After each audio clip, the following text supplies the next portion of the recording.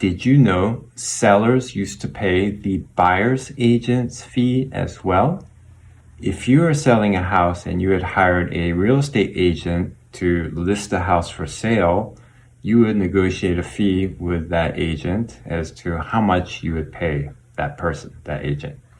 That agent would share that commission, part of that commission, with the agent that brings the buyer that successfully buys the house. This used to be the practice until August 2024. The reason why this changed is because there was a settlement from a class action lawsuit brought up by a bunch of homeowners who found out that what they were paying their seller's agent also paid the buyer's agent. So in effect, they were paying for the buyer's agent. This didn't sit very well with them because they thought to themselves, why should I pay for the buyer's agents? I only want to pay for my seller's agent, for my listing agent. I could save some money if I don't pay the buyer's agent. Makes sense. So they filed a class action lawsuit, it was settled, and there were some new rule changes that came up out of that settlement. One being that sellers' agents could no longer list or share on the MLS. Actually, they can no longer state on the multiple listing service, MLS, how much of the commission they're going to get paid that they're going to share with a buyer's agent.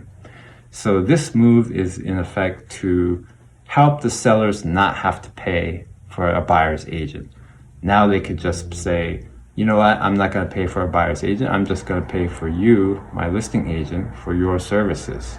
Let the buyer take care of their paying their buyer's agent. Makes sense also. This doesn't mean sellers will not pay for a buyer's agent, but given the choice, I'm sure most sellers will opt not to. Another rule change and requirement that came out of the settlement is that buyer's agents representing buyers, must now have a signed buyer representation and compensation agreement in place in order to represent them and to help them buy a house. This is nothing new, but it was never really enforced because buyer's agents always knew they could just look at the MLS, and if a client's interested in the house, they could see how much they would get paid if their buyer bought this house, if their client bought this house. That has now gone away, so the buyer must now negotiate with their buyer's agent how much of a fee they're going to pay for the buyer's agent services. Things have changed, and now sellers might not pay for a buyer's agent fee anymore. So that is why agents are now requiring that their buyer clients sign the buyer representation and compensation agreement.